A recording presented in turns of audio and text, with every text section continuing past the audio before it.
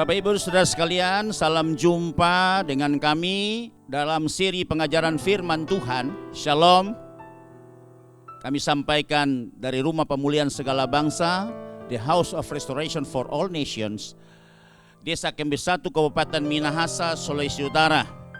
Sukacita sekali kita bisa menyapa Bapak Ibu sekalian dimanapun sedang mengikuti siaran seri pengajaran firman Tuhan ini. Harapan saya Bapak Ibu baik-baik keadaan dan diberkati oleh Tuhan. Hari ini kita akan belajar satu judul dengan tema Daud adalah pribadi yang berkenan. Baik, kita akan membuka bersama-sama Alkitab kita yang terambil ayat pokoknya dari Kisah Rasul pasal 13 ayat 22 sampai 23, dan itu sejajar dengan kitab 1 Samuel pasal 13 ayat yang ke-14. Ya, demikian bunyi firman Tuhan. Setelah Saul disingkirkan, Allah mengangkat Daud menjadi raja mereka. Tentang Daud, Allah telah menyatakan, aku telah mendapat Daud bin Isai, seorang yang berkenan di hatiku dan yang melakukan segala kehendakku. Ayat berikutnya, dan dari keturunannya lah sesuai dengan yang telah dijanjikannya, Allah telah membangkitkan juru selamat bagi orang Israel, yaitu Yesus. Dan kita akan sambung dalam kitab 1 Samuel pasal 13 ayat yang ke-14.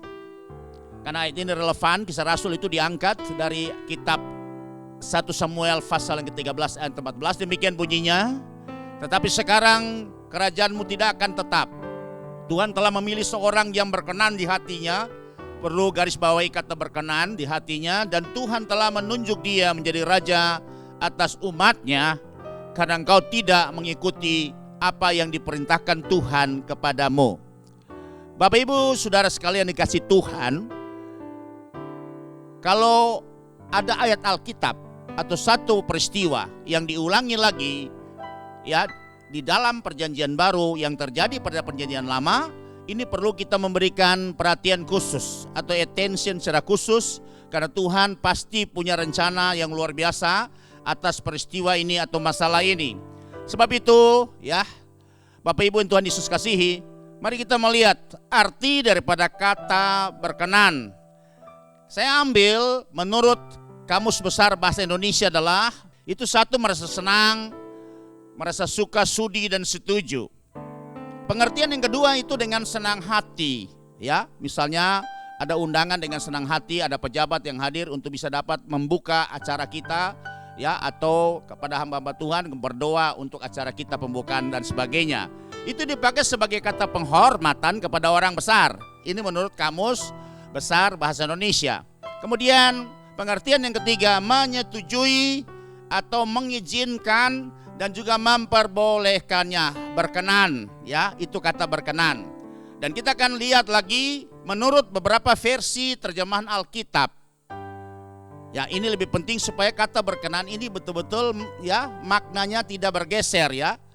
Makanya kita harus lihat dari beberapa versi terjemahan Alkitab. Lembaga Alkitab Indonesia Terjemahan Baru.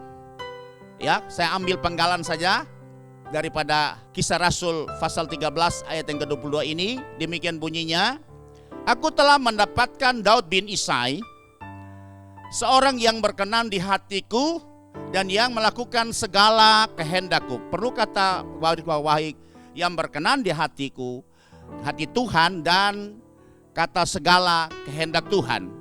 Kemudian kita bandingkan lagi versi terjemahan yang lain, itu Amplified Bible. Dikatakan begini, I have found David, the son of Jesse, a man after my own heart, who will do all my will and carry out my program fully. Luar biasa terjemahan ini, saudara. Dikatakan bahwa Tuhan katakan bahwa Tuhan mendapatkan ya Daud, anak daripada Isai, seorang yang hatinya sama dengan hatiku. Ya, hatinya sama dengan hatiku. Kemudian dikatakan di sini, dia melakukan semua programku, my program fully. Jadi betul-betul Daud itu full melakukan programnya Allah itu sendiri. Dia tidak tambah dengan programnya dia, ya, dan dia tidak mengurangi atau menambah. Di mana instruksi yang turun, order yang turun kepada Daud, maka Daud jadikan itu program utama dan secara sepenuhnya dia melakukan tepat seperti apa yang diprogramkan atau yang dikehendaki oleh Allah itu sendiri. Nah, ini persoalan ini sudah pernah lihat. Makanya ini syaratnya kenapa Daud berkenan, ini salah satu adalah bahwa sikap Daud dalam meresponi perintah Tuhan, order yang diturunkan kepada dia, itu dia kerjakan dengan sungguh-sungguh. Kemudian ya tidak menambah dan tidak mengurangi, walaupun mungkin berat, walaupun mungkin mengalami banyak tantangan, ya banyak pengorbanan, banyak harga harus dibayar, tapi Daud tetap konsisten melakukan program itu secara utuh, secara penuh, secara tepat, tidak mengurangi dan tidak menambahinya. Nah, ini perlu kita garis bawahi, kata ini penting sekali. Kenapa Daud itu menjadi pribadi yang berkenan di hati Tuhan, ya? Jadi seluruh dia kerjakan, laksanakan program daripada Tuhan secara penuh. Itu versi terjemahan Amplified Bible. Kita lihat sekarang versi terjemahan Message. Dia katakan di sini, I've searched the land and found this David. Jadi Tuhan katakan dia mencari ya di negeri itu dan dia mendapatkan Daud, son of Jesse, anak Isai. He's a man whose heart beats to my heart. Ya, perhatikan, he is a man whose heart beats to my heart. A man who will do what I tell him. Jadi, he is a man whose heart beats to my heart. Artinya, dia mendapat seorang ya laki-laki di sini dikatakan itu detak jantungnya sama dengan detak jantungku. Luar biasa sekali terjemahan ini, saudara. Ya, tolong perhatikan daripada terjemahan versi Message Bible dikatakan bahwa Tuhan mencari di negeri Israel dan Tuhan dapatkan Daud, anak daripada Isai, seorang yang detak jantungnya itu sama dengan detak jantungku. Dan dia adalah orang yang melakukan apa yang menjadi kehendakku ketika aku katakan berbicara kepada dia. Saudara perhatikan itu. Pantas kenapa Tuhan angkat bahwa Daud ini seorang pribadi baik lewat perjanjian lama maupun juga perjanjian baru dalam Kisah Rasul pasal 13 yang kita sudah baca tadi ayat 22 sampai 23, bahwa dia menjadi pribadi yang berkenan kepada Tuhan. Saudara perhatikan ini, saya harap sudah bisa ngerti, tangkap pengertiannya, ya, tangkap substansinya. Kenapa Daud itu menjadi orang yang berkenan kepada Tuhan? Kalau kita melihat dari terjemahan, ya, bahasa Indonesia, kamus besar, kita nggak dapat hal-hal yang esensi dan hakiki. Tapi lewat versi terjemahan ini, lewat Amplified Bible dan juga Message, kita dapat pengertian yang sangat luar biasa, di mana Message katakan bahwa dia dapat seorang di Israel yang memang detak jantungnya sama dengan detak jantungku. Berarti apa yang jadi kehendak Tuhan itu persis juga menjadi kehendak Daud, dan dia mengerti dan dia harus lakukan ya semua program Tuhan itu secara utuh, secara penuh, tanpa menambah dan menguranginya, ya, tanpa memodifikasikannya. Baik Bapak Ibu Saudara sekalian yang Tuhan Yesus kasihi, bagian yang berikut ini yang perlu kita perhatikan bahwa banyak nubuatan tentang Yesus itu yang dihubungkan dengan Daud bin Isai. Luar biasa nih seorang Daud ini. Ya, punya alasan tertentu tentunya. Ya, di samping berbagai kelemahan ya yang Daud punyai, tapi di sini kita mesti melihat banyak kelebihan yang harus kita belajar. Kenapa Daud itu bisa menjadi pribadi yang berkenan kepada Tuhan? Dan bukan kebetulan saudara lihat banyak ayat. Saya hanya muat ini di sini, saya angkat 7 saja ayat. 7 ayat yang menulis baik dalam perjanjian lama sampai dengan Injil dan juga pada surat-surat Paulus. Di sini dikatakan bahwa nubuatan tentang Yesus itu dihubungkan dengan Daud bin Isai antara lain. Kita bisa baca ya. Dalam kitab Nabi Yesaya pasal 9 ayat 5 dan 6 ini sudah terkenal sekali bahwa Yesus berkuasa di atas takhta Daud. Daud lagi yang diangkat di sini ya. Dari Yesaya pasal 5 ayat 9 ini sudah terkenal sekali. Kan kita kenal setiap kali ayat ini diangkat pada acara-acara Natal. Seorang anak telah lahir untuk kita, ya, seorang putra telah diberikan untuk kita. Lama pemerintahan ada di atas bahunya, dan namanya disebut orang penasihat ajaib, Allah yang perkasa, Bapa yang kekal, Raja damai. Kemudian ayat 6, besar kekuasaannya dan damai sejahtera tidak akan berkesudahan di atas takhta Daud dan di dalam kerajaannya, karena ia mendasarkan dan mengokohkannya dengan keadilan dan kebenaran dari sekarang sampai selama-lamanya. Kecemburuan Tuhan semesta alam akan melakukan hal ini. Nah, ini sudah lihat, ada lagi diangkat mengenai Daud, takhta Daud, dan itu bicara, itu nubuatan ke depan. Siapakah yang akan duduk? Itu adalah Yesus. Kemudian juga kita bisa lihat dalam kitab Nabi Yeremia 23 ayat yang kelima. Sesungguhnya waktunya akan datang, demikianlah firman Tuhan, bahwa aku akan menumbuhkan tunas adil bagi Daud.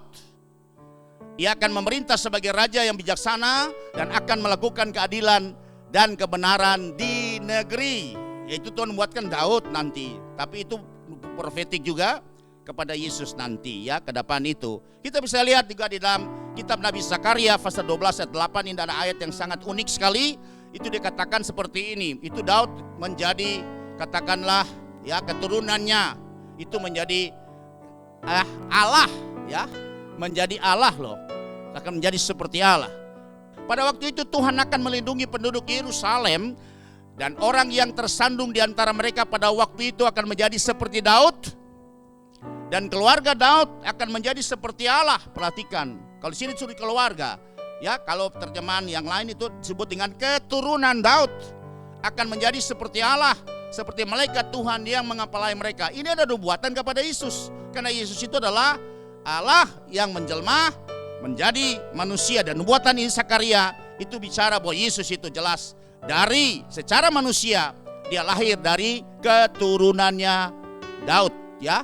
Ada punya garis hubungan keturunan dengan Daud. Kemudian ayat dari Matius 9:27, ketika Yesus meneruskan perjalanannya, di sana dua orang buta mengikutinya sambil berseru-seru dan berkata, kasihanilah kami, hai anak Daud. Bayangin saudara, orang buta tapi dia mendengar bahwa Yesus itu adalah anak Daud yang diperlengkapi dengan kuat kuasa Allah untuk bisa melakukan mujizat dan tanda-tanda ilahi yang memulihkan kerajaannya Israel dan membawa ya kabar sukacita di mana Tuhan akan mendirikan kerajaan sorga di bumi. Kemudian kita akan melihat juga bahwa di dalam Injil Lukas pasal yang pertama 32. Saya senang membaca ayat ini karena ini sangat penting sekali untuk kita diberi pengertian betapa Daud itu ya orang yang dipilih Tuhan menjadi orang yang spesial di mata Tuhan. Saya harapkan ya saudara juga bisa menjadi dapat bagian juga yang spesial di mata Tuhan. Lukas pasal pertama 32. Ia akan menjadi besar dan akan disebut anak Allah yang maha tinggi, dan Tuhan Allah akan mengurniakan kepadanya takhta Daud bapa leluhurnya. Daud lagi yang diangkat. Daud lagi yang diangkat. Yohanes 7 ayat yang ke-42. Karena kitab suci mengatakan bahwa Mesias berasal dari keturunan Daud. Ini secara lahiriah. Dan dari kampung Bethlehem tempat Daud dahulu tinggal. Yang terakhir Roma yang pertama ayat yang ketiga. Tentang anaknya yang menurut daging diperanakan dari keturunan Daud. Ya, jadi Yesus itu juga adalah manusia dan dia juga adalah Allah. Ya, Allah yang menjelma jadi manusia, dan itu selalu untuk kelahirannya secara daging, lahiriah itu memiliki garis keturunan hubungannya dengan keturunan Daud. Betapa Daud ya mendapat kemuliaan yang luar biasa ya untuk membawa garis keturunan sampai kepada Yesus sang juru selamat dunia. Haleluya. Kemudian bagian yang berikut, bagian yang saudara perhatikan. Di sini Tuhan menggunakan Daud sebagai tolok ukur atau standar pembanding ya terhadap raja-raja sesudah Daud. Tuhan selalu pakai Daud. Sebab itu kalau Daud ini pribadi yang berkenan, ini betul-betul memang kita bisa menerimanya. Ya sekali lagi di samping ada kelemahan dan kekurangannya. Tapi di sini kita bisa melihat bagaimana Tuhan selalu mengangkat, menegur, menyampaikan lewat nabi kepada semua, ya, katakan raja-raja Israel itu selalu menjadi ya pribadi untuk menjadi pembanding dengan raja-raja sesudah Daud itu adalah Daud sendiri. Nah, kita akan melihat anaknya Daud sendiri. Itu Salomo ketika dia menjadi raja, ya. Dikatakan di sini bahwa Salomo tidak melakukan apa yang benar, ya, seperti Daud ayahnya. Mari kita baca dalam surat 1 Raja-Raja pasal yang ke-11. Itu ayat yang ke-32 sampai yang ke-34. Tetapi satu suku akan tetap padanya oleh karena hambaku Daud, dan oleh karena Yerusalem, kota yang kupilih itu dari segala suku Israel. Ya, ceritanya begini, saudara. Waktu itu ada Nabi Ahia, ya, kemudian dia bernubuat dan dia serahkan, ya, ada satu kain yang dipakai, dia robek jadi 12, ya, 12 bagian, dan diserahkan 10 kepada Yerobeam bin Nebat. Dan dikatakan bahwa kamu akan menjadi raja untuk 10 suku yang sebelah utara, kita kenal dengan disebut kerajaan, ya, utara yang ibu kotanya Samaria. Kemudian, ya, di bawah itu suku Yehuda, dan kemudian juga satu suku mengikuti suku Yehuda, itu suku Benyamin. Karena memang yang pertama jadi raja itu Saul dari suku Benyamin. Kemudian yang raja berikut adalah Daud menggantikan Saul, itu dari suku Yehuda. Sebab itu dikatakan di sini bahwa ada satu suku yang akan mengikuti, ya, hambaku Daud, dan oleh karena Yerusalem kota yang kupilih itu dari segala suku Israel. Ayat yang ke-33. Sebabnya ialah karena ia telah meninggalkan aku dan sujud menyembah kepada Asitoret. Ini adalah bicara mengenai Salomo, anaknya Daud. Dewi orang Sidon, kepada Kamos, Allah orang Moab, dan kepada Milkom, Allah Bani Amon. Dan ia tidak hidup menurut jalan yang kutunjukkan dengan melakukan apa yang benar di mataku, dan dengan tetap mengikuti segala ketetapan dan peraturanku seperti Daud ayahnya. Ya, saudara perhatikan betapa Daud orang yang luar biasa, spesial di mata Tuhan, ya. Sebab itu diangkat lagi pada perjanjian yang baru dalam Kisah Rasul pasal 13 ayat 22 tadi, bahwa Tuhan dapati Daud bin Isai itu orang atau pribadi yang berkenan kepadanya. Ya, sudah lihat di sini, semua raja-raja berikut sesudah Daud, Tuhan pakai Daud sebagai standar, ya, sebagai katakanlah tolok ukur atau pembanding mereka, supaya mereka tuh bisa melihat Daud kembali dan mencontohi seperti apa yang Daud lakukan, dan mereka bisa menjadi pribadi juga yang berkenan kepada Tuhan. Ayat 34. Bukan dari tangannya akan kuambil seluruh kerajaan itu, aku akan membiarkan dia tetap menjadi raja seumur hidupnya, oleh karena hambaku Daud yang telah kupilih dan yang tetap mengikuti segala perintah dan ketetapanku. Tuhan ulangi terus, supaya Salomo itu disadarkan gitu, seperti itu. Jadi dia nanti tidak akan mengalami, ya, yang namanya perpecahan kerajaannya. Nanti sesudah dia, anaknya, ya, Rehabeam yang melanjutkan tahta kerajaan, ya, Israel, itu akan mengalami perpecahan, ya. Itu yang Tuhan sudah sampaikan lewat Nabi Ahia pada zaman itu. Kemudian kita bisa melihat tokoh yang kedua, Yerobeam bin Nebat, tidak seperti hambaku Daud. Yerobeam bin Nebat ini adalah keturunan daripada Efraim. Dan kita tahu bahwa Tuhan itu melepaskan hak kesulungan itu lewat Yakub kepada anak-anak daripada Yusuf, yaitu Manasye dan Efraim. Dan Efraim itu mendapat hak kesulungan. Berarti sebentar nanti ada kerajaan lagi yang akan diperintah oleh keturunan daripada Efraim. Dan bukti itu bahwa Yerobeam bin Nebat itu adalah salah satu orang perkasa, orang yang cerdas, yang diangkat oleh Salomo untuk bisa mengurus, ya, pekerja-pekerja dari keturunan Yusuf. Maka dialah yang kemudian menjadi raja yang membawa 10 suku ke utara. Dan di sini Tuhan juga tegur karena dia melakukan hal yang jahat dengan membuat penyembahan berhala. Dia buat, ya, 2 anak lembu jantan, kalf itu, saudara. Itulah kebiasaan penyembahan orang Mesir. Saudara bisa ingat ketika juga Musa naik 40 hari ke gunung untuk menerima semua hukum itu ditulis pada loh batu, dan orang Israel melakukan hal yang sama. Mereka mendesak Harun untuk membuat anak lembu emas. Itu kebiasaan yang disembah oleh orang-orang Mesir. Itu sembahannya orang Mesir. Karena Yerobeam bin Nebat itu di zaman Raja, ya, Salomo itu dia lari dia lari itu ke Mesir, dia mengungsi ke Mesir. Sesudah Salomo mati baru kemudian kembali lagi ke Israel. Dan kemudian akhirnya dia bisa menggenapi semua apa yang Tuhan nubuatkan lewat Nabi Yahya, bahwa dia akan menjadi raja pada 10 kerajaan yang di utara. Ya, kita melihat itu dalam 1 Raja-Raja pasal 14 ayat 7 sampai 9. Pergilah, katakanlah kepada Yerobeam, beginilah firman Tuhan Allah Israel, aku telah meninggikan engkau dari tengah-tengah bangsa itu dan mengangkat engkau menjadi raja atas umatku Israel. Ayat 8. Aku telah mengoyakkan kerajaan dari keluarga Daud dan memberikannya kepadamu, tapi engkau tidak seperti hambaku Daud. Perhatikan, ya, engkau tidak seperti hambaku Daud yang tetap mentaati segala perintahku dan mengikuti aku dengan segenap hatinya dan hanya melakukan apa yang benar di mataku. Tuhan pakai lagi Daud sebagai pembanding, ya, ketika teguran ini datang lewat nabi disampaikan kepada Raja Yerobeam bin Nebat. Kemudian ayat yang ke-9. Ayat yang ke-9 dikatakan, sebab engkau telah melakukan perbuatan jahat lebih dari semua orang yang mendahului engkau, dan telah membuat bagimu Allah lain dan patung-patung tuangan, sehingga engkau menimbulkan sakit hatiku, bahkan engkau telah membelakangi aku. Tuhan kasih kepercayaan loh.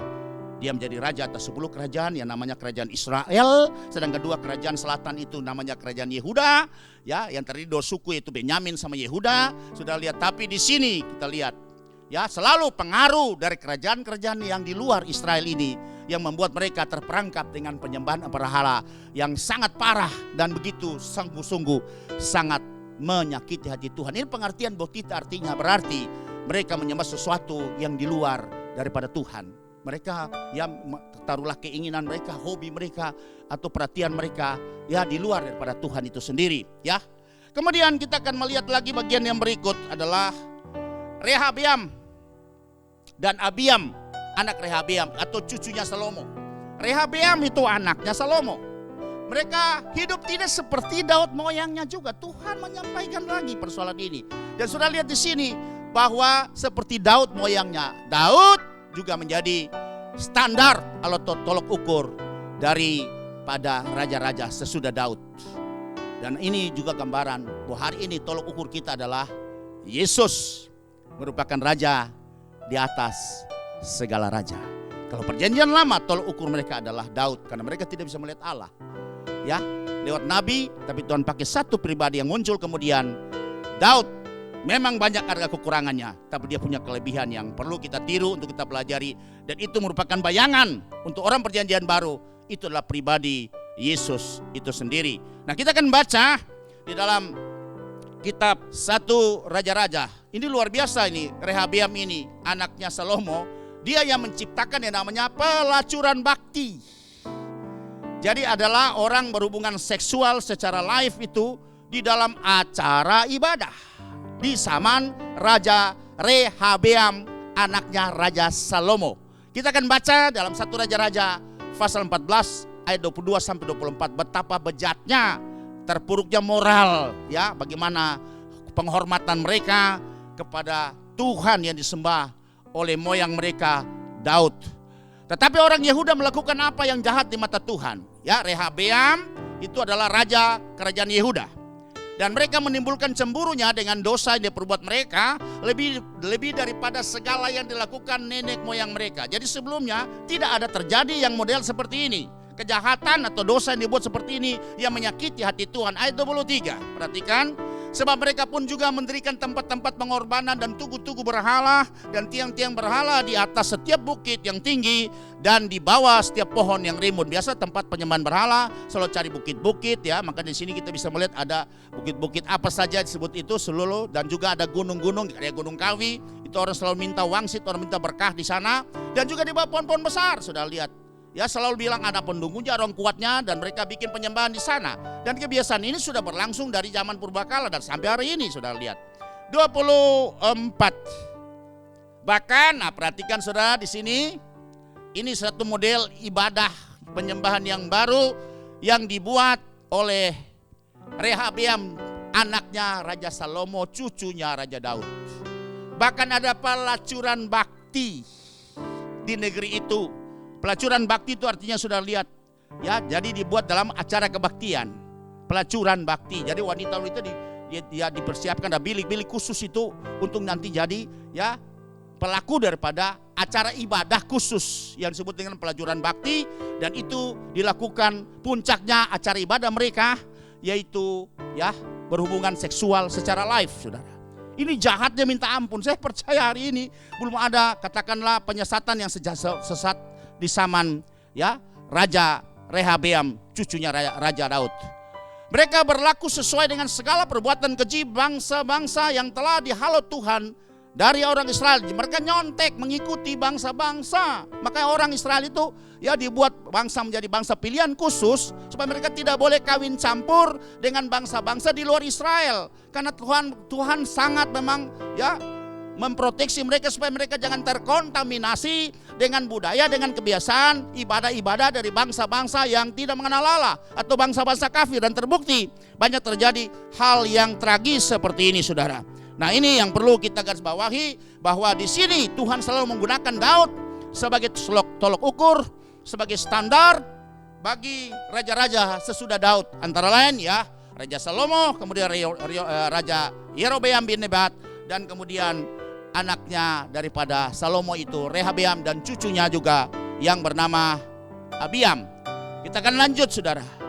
Ya, kita masuk pada poin 1 Romawi, yaitu hal-hal yang membuat Daud itu menjadi pribadi yang berkenan kepada Tuhan. Tentu punya alasan ya untuk kita pelajari hari ini. Apa menjadi alasan sehingga Daud itu yang sudah kita bahas tadi pada pendahuluan kita menjadi orang yang sangat berkenan di mata hati Tuhan.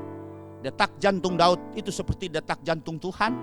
Daud melakukan apa yang menjadi kehendak dan keinginan Tuhan, seperti ya yang Tuhan programkan, yang Tuhan order secara full, tanpa memodifikasi, tanpa mengurangi dan menambahinya, tepat seperti apa yang Tuhan mau. Maka dia menjadi orang pribadi yang sangat berkenan kepada Tuhan. Kita akan masuk pada bagian yang 1 Romawi ini, hal-hal yang membuat Daud berkenan. Ya, bagian Daud adalah pribadi yang suka memuji dan menyembah Tuhan. Jadi dia adalah pemuji, pemain kecapi, saudara. Ketika dia ada di padang, dia termasuk anak yang tidak diperhitungkan dari keluarga mereka. Ada 8 laki-laki dan termasuk Daud di situ. Bahwa 7 itu sangat besar-besar, Eliab, ya, kemudian Syama, Abinadab, dan Osem dan seterusnya, saudara. Tapi Daud karena dia ukuran fisiknya kecil, sehingga dia tidak dipakai sebagai tentara prajurit daripada kerajaan Israel. Jadi akhirnya orang tuanya Isai ya memberikan dia pekerjaan tugas untuk mengembalakan kambing domba yang cuma 2-3 ekor. Tapi Daud setia luar biasa, saudara. Dan Daud dilatih Tuhan di situ. Dan dengan kesempatan itu juga dia bisa membangun hubungan relationship dengan Tuhan. Karena dia seorang penyembah, dia seorang pemuji. Dengan kecapinya dia memainkan lagu dan dia curhat semua itu. Dan kita lihat banyak sekali ya mazmur yang ditulis oleh Daud dari 7 penulis mazmur atau penggubah kitab Mazmur, saudara. Itu Daud paling banyak sekali. Dan di sini buktinya bahwa Daud adalah pribadi yang suka memuji dan menyembah Tuhan. Itu kita bisa lihat dalam Mazmur 119 ayat 164. Demikian firman Tuhan berbunyi, 7 kali dalam sehari aku memuji-muji Engkau. Jadi Daud memuji Tuhan itu 7 kali dalam sehari, sudah lihat. Berarti 3 jam 25-26 menit kemudian dia satu kali lagi memuji Tuhan. Kalau mungkin malam dia tidur, kadang-kadang di tempat tidur dia memuji Tuhan. Dia bangun sebelum dia melakukan apa-apa di pembaringannya, dia memuji Tuhan. Ya, sebelum dia tidur dia memuji Tuhan dengan cara Daud, saudara. Luar biasa nih seorang Daud. Sebab itu dikatakan di sini dalam Mazmur ini, dia katakan 7 kali dalam sehari aku memuji-muji Engkau karena hukum-hukum-Mu yang adil. Saya percaya kita bisa praktekkan hal seperti ini. Kan ini hal yang positif. Dan hal begini pasti menyenangkan Tuhan.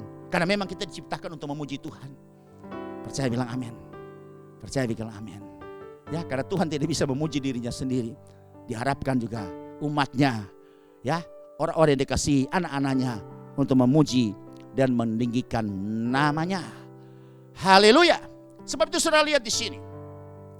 Ada 7 orang penulis kitab Mazmur. Itu yang pertama, itu Musa, cuma 1 Mazmur. Kemudian yang kedua Daud. Ya, ini sesuai dengan urutan umur mereka. Siapa yang lebih tua? Musa pasti, cuma 1 Mazmur. Kemudian Daud 73 Mazmur. Ya, Salomo anaknya cuma 2 mazmur, kemudian ada penyanyi, ya, seorang penyanyi pemazmur yang hebat, ya, yang suaranya luar biasa itu Asaf. Itu 12 mazmur. Kemudian ada Heman 1 mazmur. Kemudian ada Etan 1 mazmur. Dan terakhir yang ketujuh itu adalah anak-anak Korah atau Bani Korah 10 mazmur. Dan juga tulisan banyak Bani Korah ini juga banyak juga dinyanyikan oleh Daud juga, ya. Kemudian ya kita bisa tahu juga ada mazmur yang lain itu yang ditulis, dan terbanyak sekali yang mendominasi semua mazmur ini itu adalah Daud. Mazmur terbanyak digubah dan ditulis oleh Daud, yang berisi pujian, pengagungan kepada Tuhan, pengucapan syukur, ada pengajarannya, kemudian juga di dalamnya ada juga bagaimana sikap-sikap orang memuliakan Tuhan, memasyurkan nama Tuhan, dan lain sebagainya. Banyak sekali ya bentuk daripada mazmur itu. Saya cuma angkat bagian-bagian ini saja, tapi yang mendominasi semua itu adalah Daud. Daud itu luar biasa mazmurnya, dan semua harus dalam keadaan yang baik-baik maupun yang keadaan yang tidak bagus, tidak baik juga. Daud tetap bermazmur, dalam tekanan pun dia bermazmur, saudara. Ya, ketika dia mengalami masalah, dia bermazmur. Dan dia tahu kenapa. Ketika pujian dinaikkan, ketika mazmur dinaikkan, maka Allah bertakhta di atas puji-pujian. Percaya bilang amin. Dan Daud juga luar biasa sekali. Ya, persis waktu dibawa pulang tabut itu, bawa masuk ke kota Daud, dia siapkan pemuji, ada 4.000 pemuji. Dia dipimpin ada 288 pemusik dan juga pemimpin pujian untuk bisa menyanyikan pujian, ya, mazmur bagi Tuhan di sekeliling tabut itu yang ditutup pakai tenda. Itu bergantian sepanjang hari, 24 jam. Pakai shift sudah ganti. Dan Daud melihat kemuliaan Tuhan turun di atas tenda itu yang disebut dengan Pondok Daud atau Tabernacle of David. Dia katakan dalam Mazmur 22 ayat yang keempat, ternyata padahal engkaulah yang kudus, harus bersemayam di tempat yang maha kudus, maha agung, maha mulia, tapi juga bersemayam di atas puji-pujian orang Israel. Artinya berarti ketika Daud membangun puji-pujian ini, dia mengangkat mazmur ini, maka dia ada perjumpaan dengan Tuhan. Maka dia ya ada dalam hadirat Tuhan. Itu yang membuat dia menjadi kuat. Dia membuat dia tidak kecewa, dia tidak pernah patah hati, dia tidak menyalahkan siapapun juga. Walaupun dia dikucilkan, walaupun dia tidak dianggap oleh keluarganya. Tapi Daud pernah berkata, sekalipun ayah ibuku meninggalkan aku,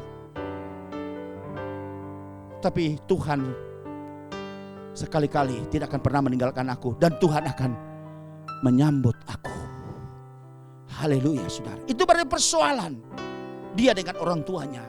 Karena orang tua lebih membanggakan saudara-saudara laki-laki yang lain. Karena Daud adalah memiliki postur atau ya katakanlah figur yang kecil dibandingkan dengan 7 saudara laki-laki yang lain.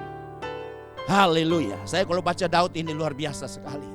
Bagaimana dia punya relationship dengan Tuhan. Ketika dia ada di padang mengembalkan kambing domba, itu gak pulang-pulang, saudara. Itu baru bulan-bulan baru dia pulang ke rumahnya. Dia tidur malam-malam di gua, menjaga kawanan dombanya. Dan waktu itu dia gunakan untuk dia petik kecapi. Dan dia menaikkan pujian, mazmur pengagungan kepada Tuhan. Hadirat Tuhan ada. Dan kemudian menyertai Daud, menghibur Daud, menguatkan Daud. Haleluya. Dan memberkati Daud. Makanya menjadi pribadi yang berkenan kepada Tuhan. Sudah lihat, kalau Ayub, dia mengalami masalah tekanan, dia mengutuk hari kelahirannya. Dia minta kalau boleh, kenapa dia tidak jadi anak yang gugur. Sebelum dia dibentuk dalam kandungan ibu, masih ada janin, sudah gugur. Kenapa dia harus terlahir dalam keadaan seperti ini? Tapi sudah lihat sebaliknya Daud, ketika dia mengalami masalah tekanan, masalah tekanan dia hadapi. Kalau masalah itu, tantangan itu, persoalan itu datang dari luar, ya mungkin Daud masih bisa punya kekuatan yang strategi bisa mengatasi itu. Tapi persoalan datang dari dalam, saudara. Di mana Absalom yang membangun konspirasi dan akhirnya mendeklarasikan dia sebagai raja. Dan Daud harus mengambil sikap untuk mengungsi meninggalkan kota Yerusalem. Karena Daud tidak mau pertumbuhan darah di antara keluarga. Itu Daud pribadi yang luar biasa sekali. Selalu menghindar. Pada Daud masih punya kekuatan. Daud itu ahli perang. Dia punya strategi diajar oleh Tuhan langsung. Goliat saja dia bisa tantang. Yang tingginya 9 feet 9 inch. Itu kalau diukur hampir mencapai 3 meter, saudara. Yang seperti itu jagoannya orang Filistin dikalahkan oleh Daud. Daud tidak pernah gentar. Apalagi cuma menghadapi Absalom. Sepanjang track record dan rekam jejaknya Daud tidak pernah kalah dalam memimpin peperangan, baik dengan bangsa-bangsa yang kecil maupun bangsa-bangsa yang besar. Daud selalu menang. Sebab itu Daud menghindar. Bukan Daud takut kepada Absalom dan pengikutnya, tapi Daud tidak mau terjadi pertumpahan darah. Ini pribadi yang luar biasa sekali. Daud mengasihi semua orang. Daud mengasihi anak-anaknya. Hatinya bersih, tidak pernah menyimpan dendam dan sakit hati. Daud mengungsi. Dan dia katakan Daud Mazmur, lihat Mazmur yang ke-71, sudah lihat ayat yang ke-8. Ini Mazmur yang paling hebat, yang sangat memberkati saya. Dikatakan sini, mulutku penuh dengan puji-pujian kepadamu. Kau sudah lihat di atas, Daud mengeluh, Daud teriak kepada Tuhan. Daud berseru kepada Tuhan untuk bagaimana melindungi dia di masa tuanya, saudara. Ini mengalami masalah karena Absalom membangun konspirasi dan dia sudah mendeklarasikan sebagai raja dan ingin mengkudeta Daud. Makanya dalam pelariannya Daud bilang, aku tidak ada pengeluhan. Aku tidak menyalahkan siapapun juga. Daud tidak berkata kepada Tuhan, Tuhan, belum cukupkah penderitaanku dari masa mudaku? Aku tinggal menikmati hidup masa tuaku yang sebentar nanti sudah selesai. Masa aku harus menghadapi lagi beban, tekanan, persoalan, masalah seperti ini. Apalagi yang datang ini dari dalamku, dari dalam rumah tanggaku, dari keluargaku, dari anakku sendiri. Tapi Daud tidak berkata begitu. Daud tetap menjaga mulutnya. Supaya dari bibir mulut ini juga bisa selalu mengeluarkan kata pujian, penghormatan kepada Tuhan, dan pengagungan kepada Tuhan. Maka seorang penggubah lagu terkenal, dia pernah menulis lagu ini, mulutku penuh dengan pujian. Dia katakan, mulutku penuh dengan pujian kepadamu, ya Yesus Tuhan. Sepanjang hari ku beri penghormatan kepadamu, ya Allahku. Sudah lihat ada satu strategi yang paling luar biasa. Ketika Daud mengalami tekanan, mengalami pergumulan yang berat, Daud tidak mencurahkan semua pergumulan kepada orang, tapi dia semua curahkan kepada Tuhan. Dalam pergumulan yang berat, dengan cara apa Daud bisa lakukan itu? Menghadirkan diri Tuhan. Bahwa Tuhan bisa intervensi. Sudah bisa baca dalam Mazmur tadi 71 ayat 14 sampai 16. Inilah sikap Daud.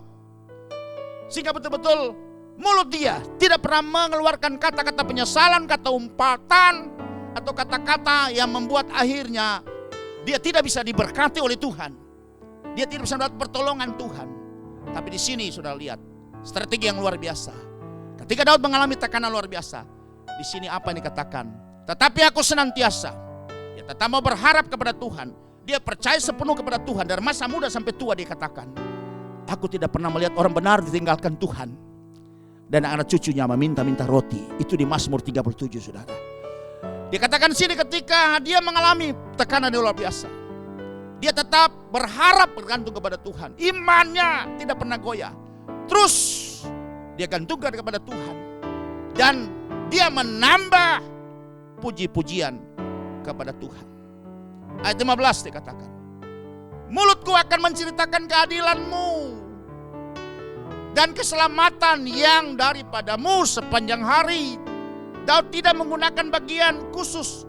Semua dia serahkan waktu demi waktu. Dia menjaga bibir mulutnya, dia menjaga hatinya. Pas setiap perkataan keluar, itu semua perkataan yang mengandung pengagungan, ya, mengandung ucapan syukur, mengandung mazmur, mengandung memasyurkan nama Tuhan sepanjang hari. Sebab aku tidak dapat menghitungnya kebaikan Tuhan masa mudaku sampai hari ini. Dan Tuhan pasti akan tetap beracara di dalam hidupku. Ayat lanjut. Pada ayat selanjutnya dikatakan 16. Aku datang dengan keperkasaan Tuhan Allah. Hendak apa? Memasyurkan hanya keadilan-Mu saja. Haleluya. Mari kalau mau berhasil, contohi, meneladani pribadi atau orang-orang yang sudah berhasil. Dan Daud berhasil dalam soal ini, saudara. Engkau jangan kata panik ketika mengalami tekanan. Tapi mari angkat puji-pujian.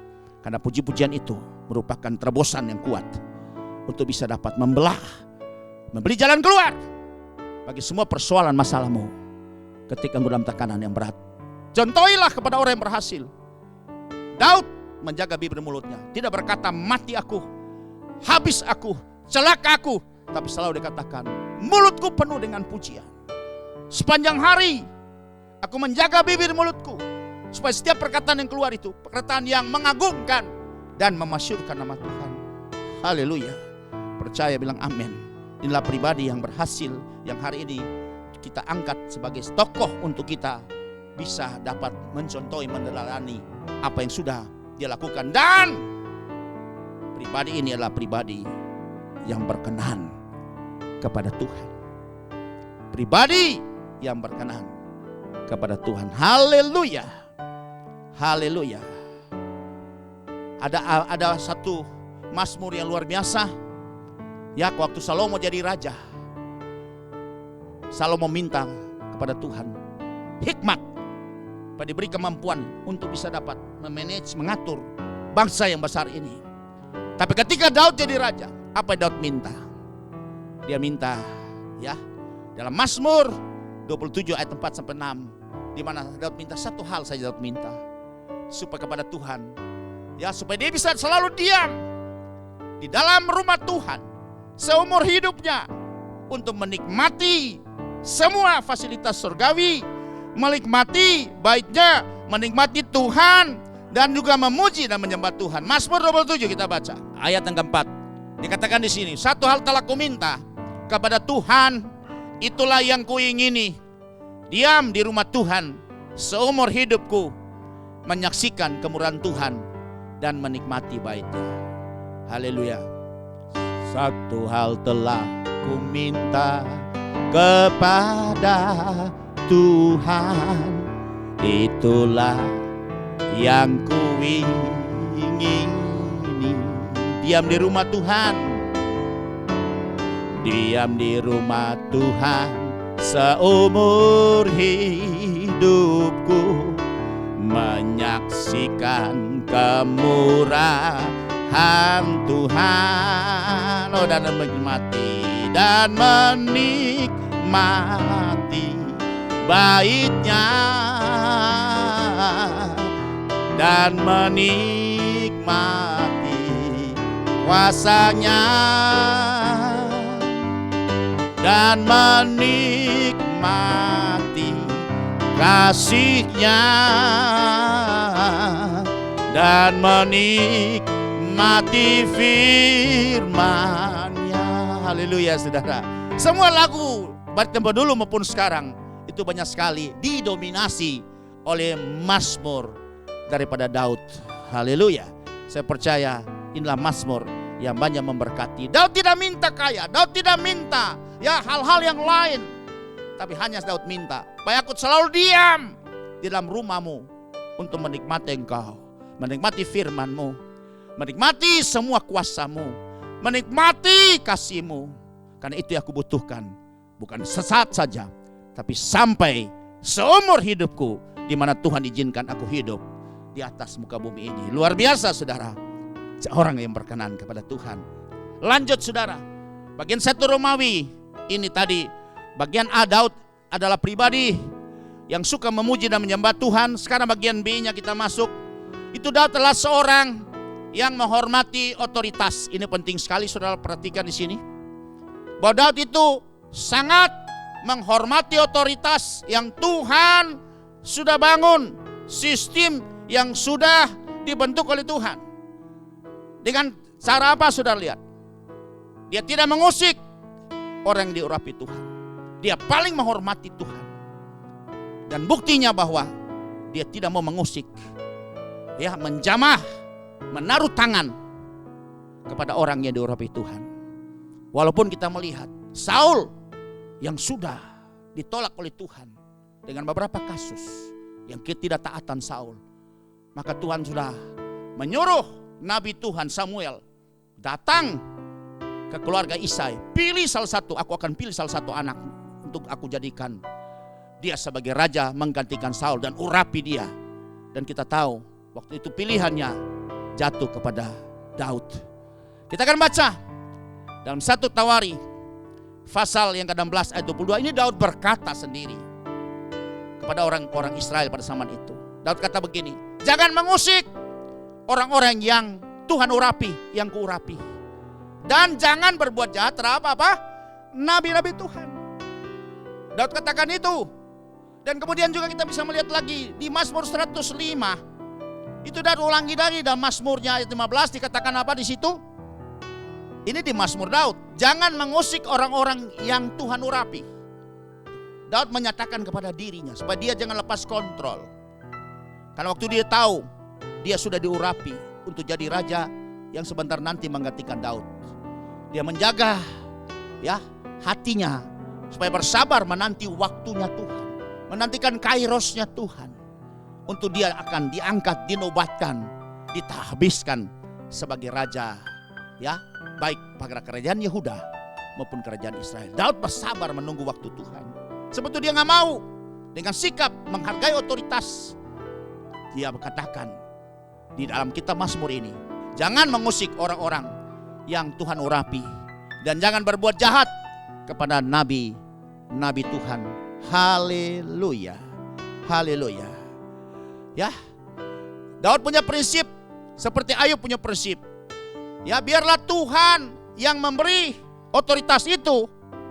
Biarlah Tuhan juga yang mengambil otoritas itu. Supaya aku bersih tangan.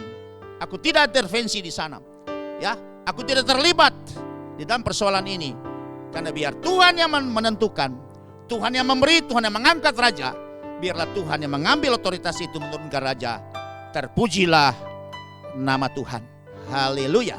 Kalau kita belajar mengenai Daud ini, betapa Daud orang yang perlu memang bisa menjadi teladan buat kita orang percaya. Ya, walaupun tidak sesempurna teladan yaitu Yesus, tapi itu merupakan, ya, simbolisis gambaran kepada figur yang datang kemudian yang sempurna. Itu adalah Yesus sendiri.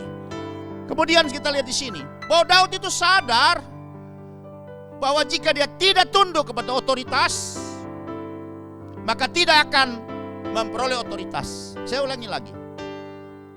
Bagi Bapak Ibu Saudara sekalian, dimanapun Anda bekerja, baik di dalam dunia sekuler maupun di dalam pelayanan atau apa saja, dunia pendidikan dan seterusnya, mari kita bersama-sama harus sadar, berkata kepada diri kita bahwa kalau kita tidak tunduk kepada otoritas, maka yang pasti kita juga tidak akan mendapat atau memperoleh otoritas.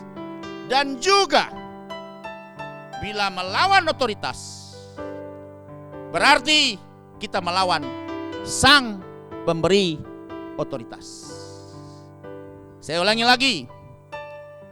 Ya, bila kita melawan, menantang otoritas yang sudah dibangun oleh Tuhan, karena semua yang terjadi di bawah kolong langit ini, itu pasti itu seizin Tuhan, providensinya Tuhan.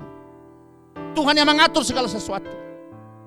Hujan, panas, badai, angin, semua diatur oleh Tuhan. Bahkan rambut di kepalamu yang kau tidak tahu hitung jumlahnya, Tuhan juga yang menentukan kapan dia gugur, kapan dia jatuh lepas dari kepalamu. Itu sepengetahuan Tuhan. Tidak ada yang luput dari sepengetahuannya Tuhan. Seperti Tuhan yang mengatur segala otoritasnya. Jadi kalau kita melawan otoritas yang diatur oleh Tuhan, yang ditentukan oleh Tuhan, yang sudah digariskan oleh Tuhan, berarti kita melawan, menentang sang pemberi otoritas itu. Itulah Tuhan. Maka saudara perhatikan di sini. Hari ini sudah lihat banyak sekali murid berontak kepada guru. Dan ini salah satu dosa kefasikan dari zaman, bahwa anak-anak akan berontak kepada orang tua. Yang junior akan berontak, menentang, ya, melawan orang yang senior. Makanya saudara bisa lihat banyak sekali murid itu bisa melakukan hal yang jahat kepada guru. Pernah terjadi di kota kita, kota Manado. Ada seorang murid, dia bunuh kepada gurunya. Gurunya itu guru agama, ya, dia adalah pendeta, dia salah satu denominasi, dan dibunuh karena menegur waktu dia melakukan hal-hal yang salah di dalam lingkungan sekolah itu. Dia merokok di sana. Saudara lihat ini terjadi. Waktu kami melayani di lapas itu, ada anak itu, dan oleh pengurus lapas diminta untuk mendoakan buat anak ini. Kami lihat anak yang masih muda, usianya kurang lebih baru 15-an tahun, saudara. Ya, masih SMA kelas 1, baru SMA 15-16 tahun. Tapi sudah terlibat seperti ini. Dia menentang guru, dia menentang otoritas, bawahan terhadap atasan, hamba-hamba kepada Tuhan berontak, istri kepada suami berontak, jemaat kepada penatua atau gembala jemaat, dan terakhir rakyat kepada pemerintah. Hari ini terjadi di mana-mana, saudara. Kenapa? Mereka membalikan sistem atau otoritas yang Tuhan sudah tentukan, Tuhan sudah gariskan, dan pasti akan terjadi kekacauan. Haleluya. Mari kita kembali kepada pelajaran ini supaya kita bisa jadi pribadi, keluarga, komunitas yang berkenan di hati Tuhan. Saudara di sini, ya. Selanjutnya kita bisa lihat Daud itu memiliki kesempatan untuk menghabisi, membunuh Saul. Padahal Daud tersiksa sekali. Ya, dia memiliki ada 2 kesempatan. Dia tersiksa sekali, kenapa? Kurang lebih ya belasan tahun dia menjadi orang buronan yang dikejar-kejar oleh Saul dan pasukan elitnya dipimpin oleh panglima perang yang terkenal Abner bin Ner, saudara. Dan Saul terlibat langsung untuk mengejar Daud dimanapun Daud ya pergi mengungsi. Daud bersembunyi di mana-mana, di bukit, di gunung, di lembah, semua dikejar. Sehingga Daud betul-betul stres. Tapi dalam keadaan situasi seperti itu, Daud membangun pujian, menghadirkan hadirat Tuhan untuk bisa menghibur, membuat Daud jadi tenang. Daud luar biasa. Dia menghormati, padahal dia punya kesempatan. Dan semua orang-orang yang ada bersama dengan dia, inilah kesempatan dari Tuhan. Ya, ketika Daud mengungsi di En-Gedi, orang sampaikan kepada Saul, Daud ada di En-Gedi. Ya, sekarang kita kejar ke sana. Waktu kejar ke sana, Saul kemudian merasa kemudian dia ada satu tempat untuk dia saudara, BAB. Dan kesempatan itu sekarang Daud bisa turun dengan pasukannya dan bisa, saudara, mengambil kesempatan untuk bisa membunuh Saul. Tapi Daud tidak lakukan yang seperti ini, saudara. Ya, karena Daud apa? Dia selalu menghargai otoritas. Biar Tuhan yang mengangkat Saul, Tuhan juga yang menurunkan Saul. Tuhan yang memberi otoritas sebagai raja, Tuhan juga akan mengambilnya. Jangan aku. Itu sikap daripada ya Daud. Kalau mungkin kita bisa ngelunjak kesempatan ini loh. Kesempatan ini, bro. Ya, mari kita akan lihat dalam 1 Samuel pasal yang ke-24 ayat 5 sampai 8. Lalu berkatalah orang kepada Daud, telah tiba hari yang dikatakan Tuhan kepadamu. Bayangkan, saudara. Semua yang mengikuti Daud bilang, ini harinya Tuhan, ini kesempatan yang Tuhan telah berikan buat engkau. Sesungguhnya aku menyerahkan musuhmu ke dalam tanganmu. Wah, mereka ya pakai kata-kata firman juga, membawa nama Tuhan. Maka perbuatlah kepadanya apa yang kau pandang baik. Maka Daud bangun lalu memotong punca jubah Saul dengan diam-diam. Ayat yang ke-6.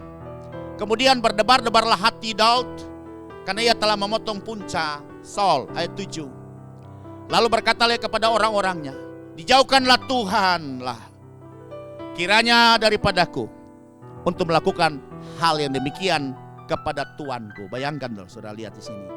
Daud tetap menganggap Saul sebagai tuannya dan dia sebagai hambanya. Bagaimana dengan kita, saudara? Dengan posisi kita hari ini. Kepada orang yang diurapi Tuhan, yakni menjamah dia, ya, sebab dialah orang yang diurapi Tuhan. Makanya Daud gak mau. Kesempatan loh. Penderitaannya selesai dengan ya kematian Saul. Tapi Daud tidak lakukan, dia memperoleh kesempatan emas. kesempatan sangat berharga. Sudah didorong oleh semua orang-orang yang mengikuti dia. Ini kesempatan dari Tuhan. Tapi Daud bilang, jauhkan Tuhan kiranya daripadaku untuk melakukan hal yang demikian kepada Tuanku. Berarti Daud masih sangat menghormati Saul sebagai tuannya. Tidak ada rasa sakit hati dan dendam. Daud adalah pribadi yang gampang mengampuni kesalahan orang dan tidak menyimpan hal-hal yang jahat ya yang dibuat orang di dalam hatinya. Kemudian saudara, ada kesempatan yang kedua lagi, di mana Daud bisa juga menghabisi Saul ketika ya Daud ada di Bukit Kehila dan orang laporkan kepada Saul baru ada Daud di sana. Dan juga Saul menyusul ke sana. Kita baca dalam kitab Nabi Samuel pasal yang ke-26 ayat 7 sampai dengan yang ke-11. Datanglah Daud dengan Abisai kepada rakyat itu pada waktu malam. Dan tampaklah Saul berbaring tidur di tengah-tengah perkemahan. Ya, dengan pasukan mengejar Daud. Ya, kemudian Saul tidur di dalam tenda. Dengan tombaknya terpancung di tanah pada sebelah kepalanya. Sedang Abner dan rakyat itu berbaring di sekelilingnya. Semua ketiduran, saudara. Daud dengan pasukan menyelinap masuk ke kemahnya Saul yang dijaga oleh pasukan ya, dan panglima perang mereka Abner bin Ner. Kemudian apa yang terjadi? Ayat 8. Lalu berkatalah Abisai kepada Daud, pada hari ini Allah telah menyerahkan musuhmu ke dalam tanganmu. Ya, ini sudah pakai nama Tuhan loh. Ini artinya Abisai lihat ini kesempatan Daud. Kapan lagi? Ini sudah second chance loh. Yang pertama tadi, yang lalu itu kamu lewati begitu saja. Hanya ancaman terus yang tidak pernah lepas dari kita ini. Tapi ini kesempatan emas. Ini kesempatan yang berharga. Ini pasti sudah seizin Tuhan. Allah sudah menyerahkan musuhmu ke dalam tanganmu. Itu kalau kita, saudara. Pasti kita akan dengar petunjuk atau nasihat seperti itu. Tapi Daud tidak. Ya. Dia katakan, oleh sebab itu izinkanlah kiranya aku menancapkan dia ke tanah dengan tombak ini. Jadi Abisai bilang, Daud kalau kau gak mau, aku aja deh. Aku ambil tombak ini dan aku tancapkan langsung kepada Saul sampai tancap ke tanah. Dengan tombak ini, dengan satu tikaman saja, tidak usah dia ku tancapkan 2 kali, selesailah Saul. Tapi apa kata Daud ayat ke-9? Haleluya. Perhatikan saudara, Daud sangat menghargai otoritas. Tapi kata Daud kepada Abisai, jangan musnahkan dia, sebab siapakah yang dapat menjamah orang yang diurapi Tuhan dan bebas dari hukuman.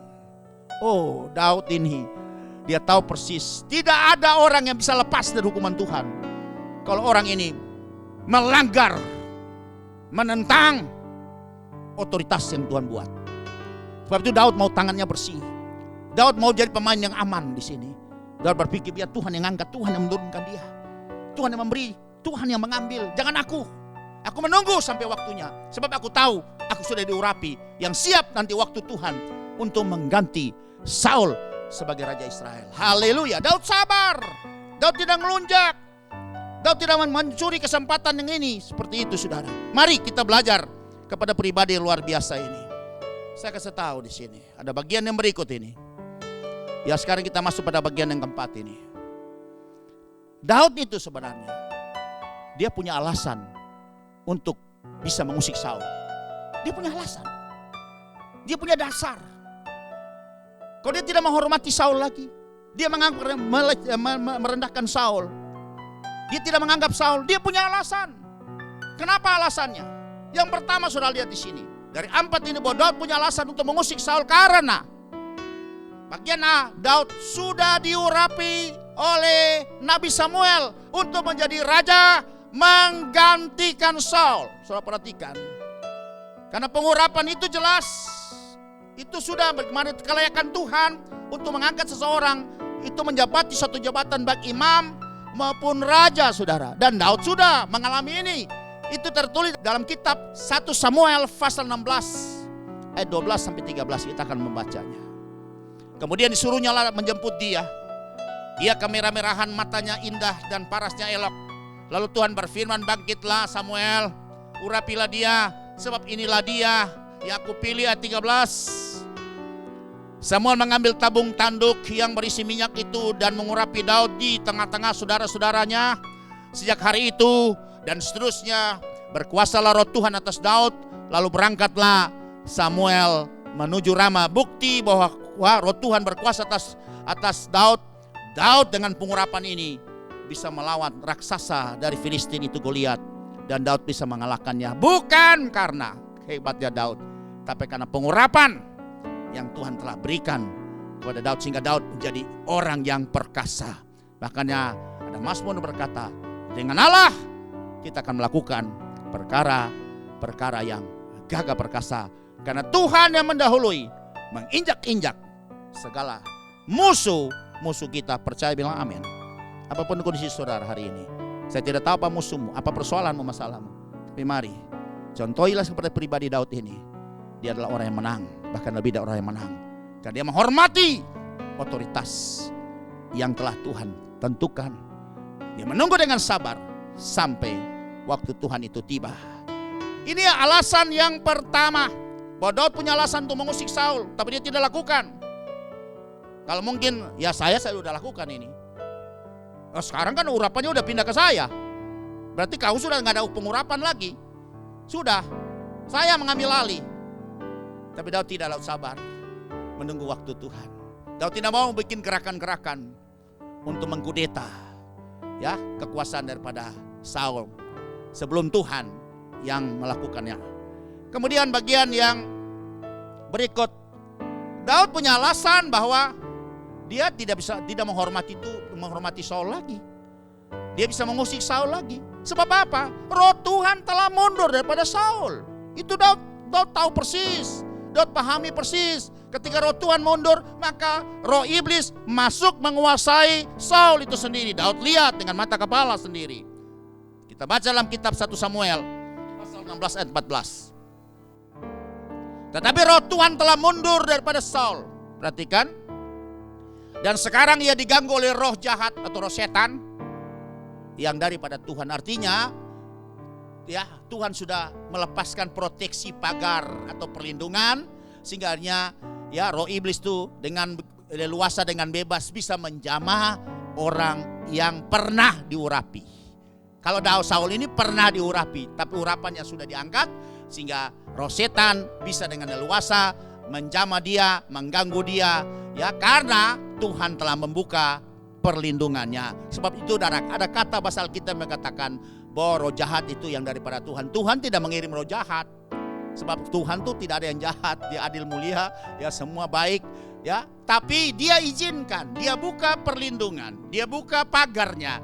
Makanya setan bisa menjamah. Seperti Ayub juga, ketika Tuhan membuka perlindungan, membuka pagarnya, maka setan itu bisa mengobok-obok Ayub, saudara. Kalau Tuhan tidak membuka pagarnya, perisainya, perlindungannya, setan tidak bisa menjamah kita. Percaya, bilang amin. Apalagi ada pengurapan Tuhan, karena roh yang ada dalam kita lebih besar daripada roh yang ada di dalam dunia ini. Sebab itu kita orang-orang yang berkemenangan, yang senantiasa karena pengurapan Tuhan. Bagian yang ketiga, ya, kita melihat bahwa Daud punya alasan untuk mengusik Saul. Yang pertama tadi, bahwa dia sudah mendapat pengurapan, berarti sudah pindah kekuasaan itu. Kemudian roh Tuhan jelas-jelas telah mundur dari Saul karena bisa dirasuk setan. Yang ketiga, Saul sangat tergantung kepada Daud. Ketika Saul kerasukan, ya, makanya mereka panggil Daud untuk mainkan kecapi memuji Tuhan, dan setan bisa lari meninggalkan Saul. 1 Samuel pasal 16 ayat yang ke-23. Dan setiap kali apabila roh yang daripada Allah itu hingga pada Saul, ini roh setan, ya, maksudnya ya Tuhan membuka. Ini bahasa Alkitab ini seperti ini, artinya bukan roh jahat itu berasal dari Tuhan, tidak. Tapi Tuhan membuka perlindungan sehingga roh jahat ini bisa semena-mena, semau-maunya, leluasa bisa menjamah Saul. Maka Daud mengambil kecapi dan memainkannya. Saul merasa lega dan nyaman, dan roh yang jahat itu undur daripadanya. Sudah lihat di sini. Berarti Saul sekarang tergantung kepada Daud. Tapi Daud tidak melonjak. Daud tidak mengambil kesempatan ini.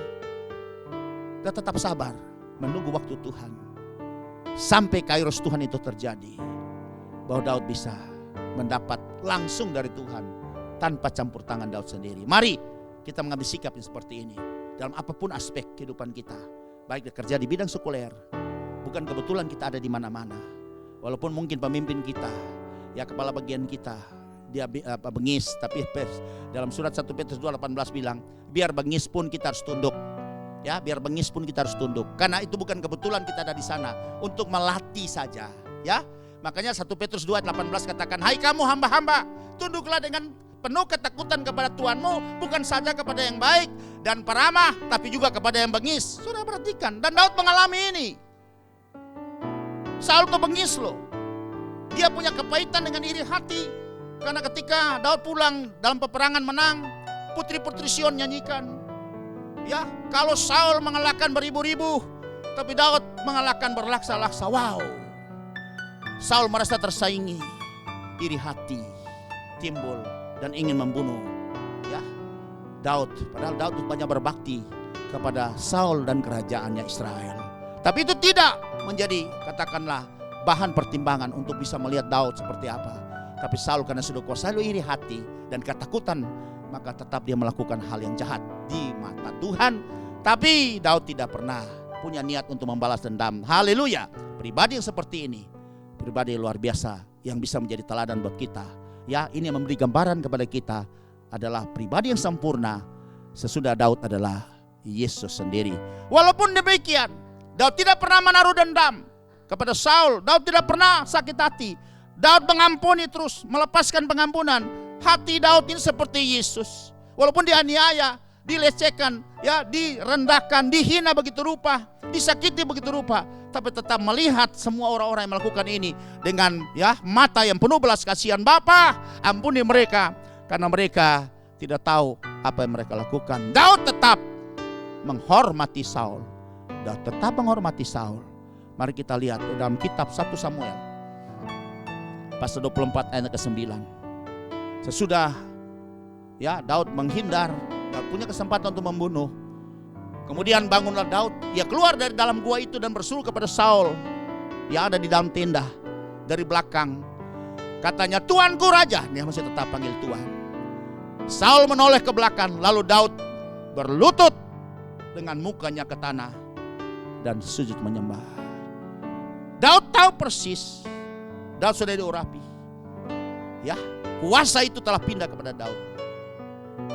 Daud tahu persis bahwa pengurapan itu sudah tidak ada lagi, ya, pada Saul, karena dia bisa dirasuk roh jahat. Daud tahu persis bahwa Saul sangat tergantung kepada Daud. Ketika Daud memainkan kecapi, memasukkan pujian kepada Tuhan, hadirat Tuhan turun sehingga iblis yang menguasai, yang merasuk Saul bisa lari. Daud harusnya punya alasan, tapi Daud tidak melakukan hal yang seperti ini karena Daud menghargai otoritas. Dalam keadaan seperti ini, tetap Daud membuktikan bahwa dia tetap tunduk kepada otoritas yang di atasnya. Maka dia katakan, Tuanku. Waktu Saul menoleh melihat suara Daud, lalu Daud sujud menyembah sampai mukanya ke tanah, karena dia merasa tidak layak sebagai hamba untuk menatap langsung wajah daripada tuannya. Mari sikap yang seperti ini yang perlu kita punyai, supaya kita juga menjadi pribadi, keluarga, ya, jemaat yang berkenan kepada Tuhan. Maka kita akan mendapat perlindungan, berkat, hikmat, pengetahuan, kesukaan, dan pemeliharaan Tuhan dari sekarang sampai selama-lamanya. Amin. Amin. Berbahagialah setiap orang mendengar firman Tuhan, menerimanya, menaruh dalam hatinya, dan melakukannya. Kita akan masuk dalam acara perjamuan kudus. Pada saat ini, mari Bapak Ibu siapkan roti dan anggur, dan kita akan bersama-sama menikmati hari ini tubuh dan darah Yesus. Silakan Bapak Ibu menyiapkannya. Dimanapun Anda berada yang mengikuti program siaran ini, seri pengajaran firman Tuhan, mari angkat roti dan anggur dan kita akan melepaskan berkat atasnya. Karena Yesus pada waktu perjamuan terakhir, Dia mengambil roti dan memberkatinya. Sesudah itu dia memecah-mecahkannya dan memberikannya kepada semua murid-muridnya yang sebentar nanti menjadi rasul. Kemudian juga dia mengambil cawan itu yang berisi anggur dan dia memberkatinya. Dan kemudian juga dia membagikannya kepada murid-muridnya. Demikian juga yang kita akan lakukan. Mari Bapak Ibu angkat roti dan anggur ini di hadapan hadirat Tuhan sambil mengucap syukur. Dan kita akan melepaskan berkat atasnya.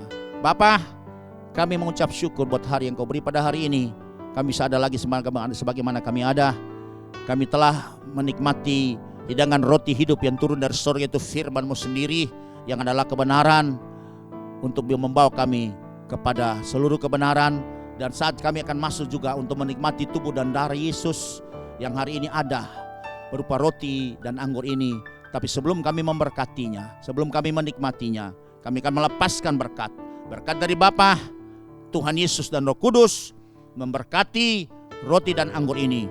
Dan sebentar nanti kami akan nikmati dan kami percaya sorga akan memperhitungkan sebagai tubuh dan darah Yesus. Di dalam nama Tuhan Yesus, kita semua yang siap menikmati tubuh dan darah Yesus, sama-sama katakan amin. Mari angkat roti di tangan kananmu tinggi di atas kepalamu. Dan engkau mendengarkan firman Tuhan ini. Kalau engkau percaya katakan amin. Dan di dalam nama Tuhan Yesus dengan rasa hormat kita akan memakan bersama-sama. Demikian kata firman Tuhan. Bukankah roti yang telah dipecah-pecahkan, yang sekarang berada tinggi di atas kepalamu di tangan kananmu, adalah persekutuan dengan tubuh Yesus? Amin. Di dalam nama Tuhan Yesus kita akan memakannya dengan rasa hormat.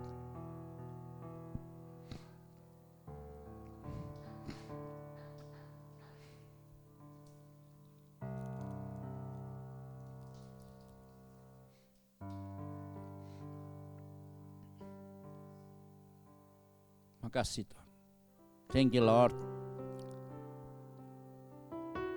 Pindahkan cawan itu di tangan kananmu, angkat tinggi di atas kepalamu, tunjukkan ke sorga. Inilah darah perjanjian yang ditumpahkan untuk dosa isi dunia ini. Inilah darah penebusan yang tercurah di atas bukit Golgota. Dan darah ini juga sebagai materai perjanjian baru, supaya kita bisa menikmati semua berkat-berkat perjanjian ini. Sebab itu dengar kebenaran firman Tuhan ini. Kalau engkau percayai, katakan amin. Dan di dalam nama Tuhan Yesus dengan rasa hormat, kita akan meminum cawan ini.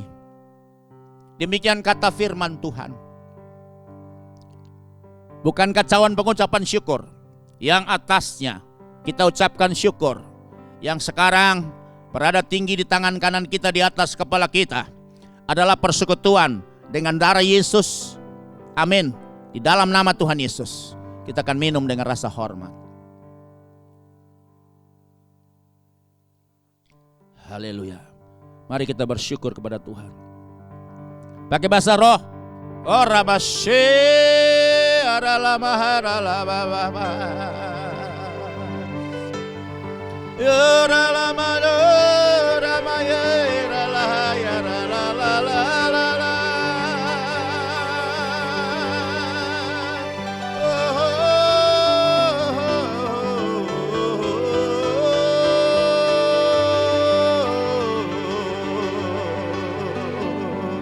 Terima kasih Tuhan.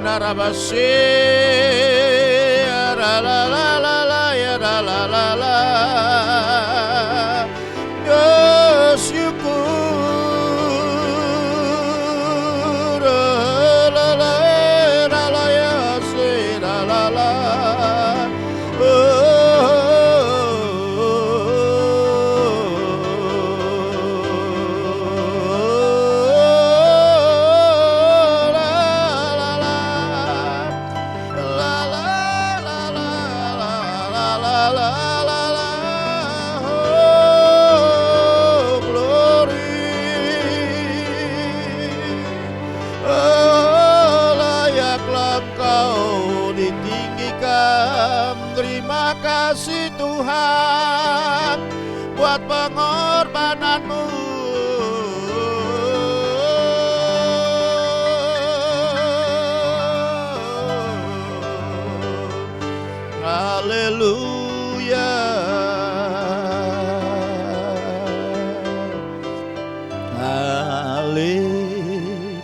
Haleluya, haleluya,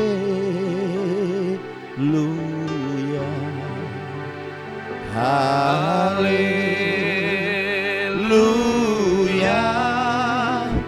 amin. Haleluya. Mari Bapak Ibu Saudara sekalian angkat tanganmu. Haleluya. Haleluya. Amin. Sekali lagi katakan haleluya. Haleluya.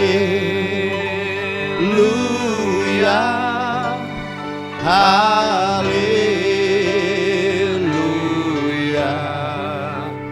Haleluya.